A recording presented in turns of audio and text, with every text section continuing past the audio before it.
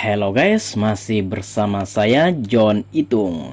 Oke, di tangan saya sudah ada HP Xiaomi Redmi 4A yang terkendala tempat ngecasnya yang rusak ya, atau pinnya yang ada di dalam konektor casnya itu patah ya.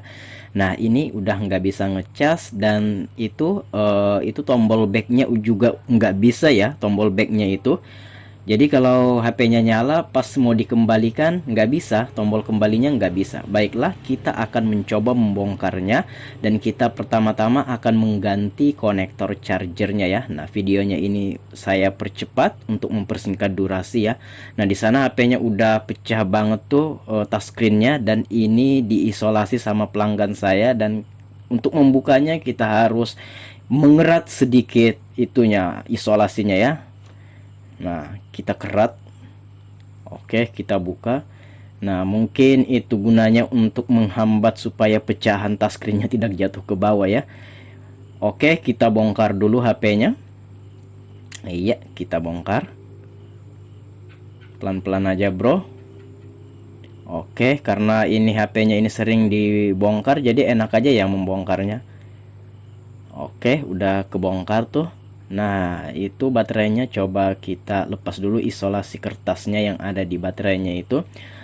Oke, kita lepas dulu semua baut-baut yang menutupi itu ya, baut-baut safety mesin PCB-nya. Kita copot dulu semua bautnya, kita lepas safety-nya yang dikombinasikan dengan antena ya. Jadi itu selain safety, selain penutup juga gunanya untuk antena.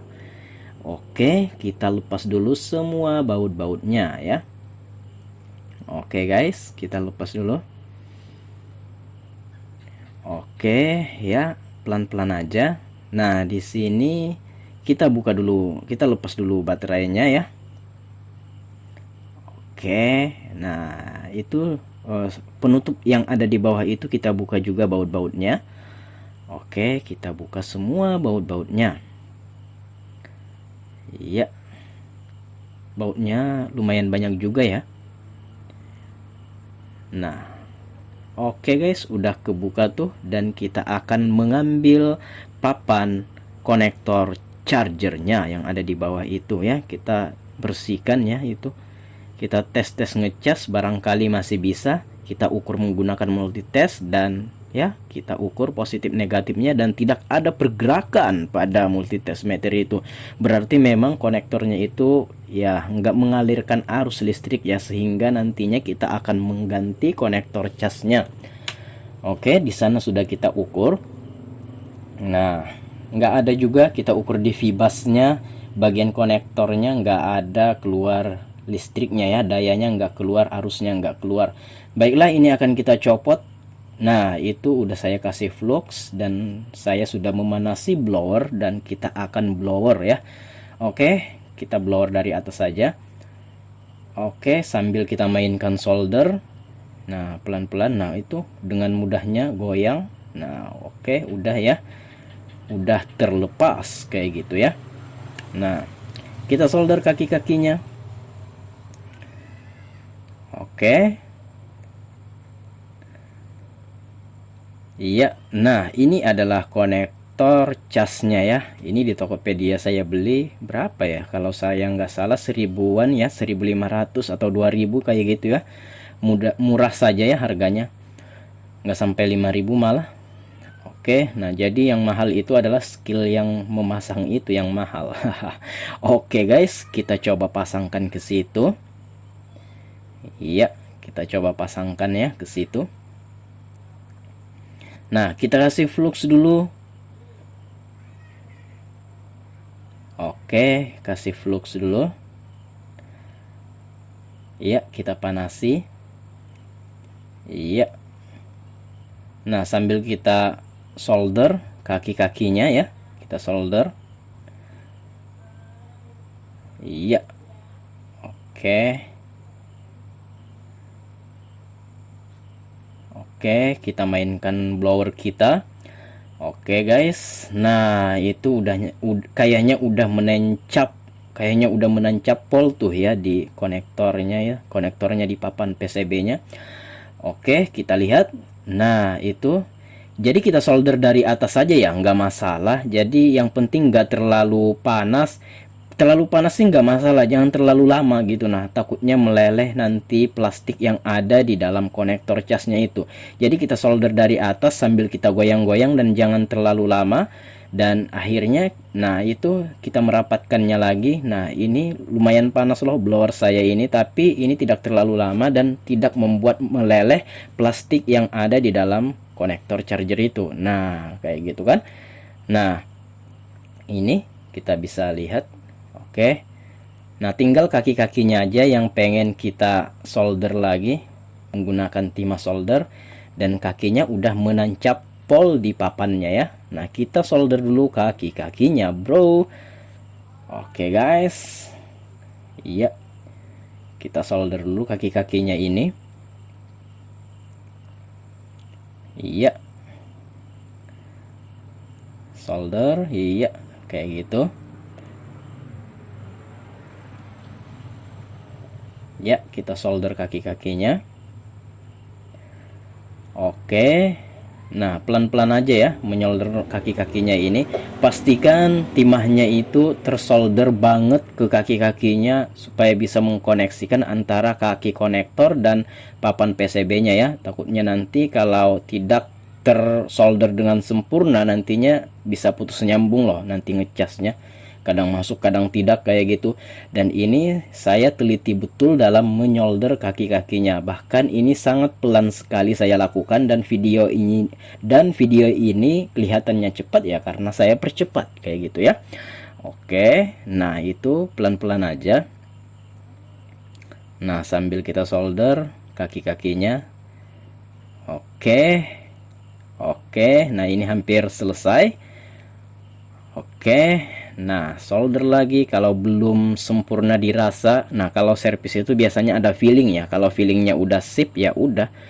Oke, nah kita solder lagi kaki-kakinya, menambah timah pada kaki-kakinya supaya lebih kokoh dalam menancap ke papan PCB itu. Oke, kita solder lagi bro kaki-kakinya. Nah, kayak gitu.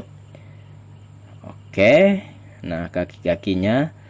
Nah, itu kaki konektornya lagi kita solder. Nah, ini udah. Nah, kita lihat. Nah, itu kakinya kamu bisa lihat tersolder dengan sempurna tentunya ya. Oke. Nah, di sini kita solder lagi bagian bawah kakinya itu untuk memperkokoh lagi penancapan konektor cas pada papan ini ya, papan PCB-nya ini. Oke. Iya, pelan-pelan aja. Nah, kayak gitu aja, santuy aja. Oke. Kalau sudah, kita bersihkan menggunakan thinner. Dan ini saya menyolder tadi dari atas ya. Dan ini nggak masalah disolder dari atas, dan plastik yang ada di dalam konektor charger itu tidak meleleh sama sekali. Nah, ini kita lihat kaki-kakinya tersolder dengan amat sangat rapi dan sempurna. Sebelum kita pasang, kita akan tes dulu ya. Sebelum kita pasang, kita tes dulu. Oke, nah kita tes dulu. Coba tes, kita hidupin ya. Nah, jadi nantinya konektornya itu pengen saya lem, tapi sebelum dilem kita tes dulu apakah ini masuk atau tidak dayanya ini. Takutnya nanti kalau sudah dilem dayanya tidak masuk ya kita kerja berulang kali bro. Oke, coba kita tes dulu dayanya. Nah, kita tes ngecas dulu. Iya. Oke, kayak gitu. Nah, di sana udah masuk ya dayanya. Kita akan tes USB-nya apakah terkoneksi ke laptop. Cara dan terdeteksi di laptop kita USB-nya ya, dan kaki-kaki USB serta kaki-kaki pengisian dayanya udah tersolder dengan sempurna. Saatnya kita mengelem. Oke, kita akan lem dulu. Oke, kita lepas dulu baterainya. Iya. Oke, kita lepas dulu itunya yang sudah sempat saya kasih baut tadi. Nah, kita akan lem konektornya ini menggunakan lem LCD T7000 yang warna hitam ya. Supaya apa? Supaya lebih kokoh lagi dalam melekat ya, supaya lebih kokoh lagi dalam melekatnya konektor pada papan PCB. Ini keras banget kelemahannya cuma satu, kalau panas blower ya. Kalau cuma panas HP nggak ngaruh. Nah ini kalau sudah kering nantinya sekeras dempul ya. Kamu tahu dempul ya, dempul yang digunakan orang untuk perahu kayak gitu kan. Nah ini udah kita lem kayak gitu, langsung aja kita pasang, nggak masalah. Tapi sebelum saya pasang, saya tunggu 5 menit ini sebelum dipasang. Nah videonya ini saya skip, ini saya tunggu 5 menit sebelum memasang konektornya. Ini ditunggu agak sedikit meresap dulu baru kita pasang ya. Nah itu udah saya skip. Ini sebenarnya sudah 5 menit dan ini kita pasang setelah 5 menit pengeleman. Oke, kita pasang lagi semuanya. Kita pasang lagi itunya, safety-nya, penutupnya. Oke, kita pasang lagi. Dan lemnya itu udah 5 menit ya, mengeringnya sudah 5 menit. Nah itu untuk pengeringan maksimalnya itu 1 malam ya, baru bisa kering maksimal. Kalau sudah kering maksimal itu susah buat dicopot, kecuali dipanasi menggunakan blower atau kita solder ya, baru dia akan meleleh. Tapi kalau cuma digoyang-goyang menggunakan casan nggak ngaruh sama sekali, nggak ngefek bahkan. Oke, kita pasang dulu safety-nya itu bro. Kita pasang dulu safety penutup papan PCB sekaligus antenanya ya. Kita pasang dulu. Iya. Oke. Nah, kita pasang dulu. Iya. Oke, kita bautin, kita pasang dulu semua bautnya. Kita tes ngecas dan ya tercas ya. Oke, kayak gitu kita pasang backdoornya. Oke guys, nah udah ya. Ya kita pasang itunya, SIM cardnya. Nah baterainya udah terisi tadi, karena videonya ini saya skip ya. Videonya ini saya skip, saya cas dulu baterainya sampai berapa persen tadi, kalau nggak salah 79%, baru kita lanjutkan lagi ya. Nah jadi video ini terskip karena beda-beda waktunya ya. Oke, dan ini udah hidup. Coba kita tes ngecas lagi dan udah bisa dan udah terbuka HP-nya. Nah, lanjut lagi kita ke tombol back yang nggak berfungsi. Kita bisa downloadkan di Play Store, banyak sekali back button. Nah, itu teman-teman bisa pilih salah satu. Contohnya ini back button Active Touch. Ini yang saya pilih ya, karena yang bermasalah cuma tombol backnya saja. Teman-teman bisa pilih yang lain sesuai keinginan hati teman-teman. Nah ya udah, tinggal setting kayak gitu, ya udah jadi deh tombol backnya. Oke, tanpa mengganti touchscreen ya, tombol back udah teratasi, charger udah ngecas lagi, dan tutorial kali ini berhasil. Baiklah, semoga bermanfaat. Saya John Itung, see you the next video my brother.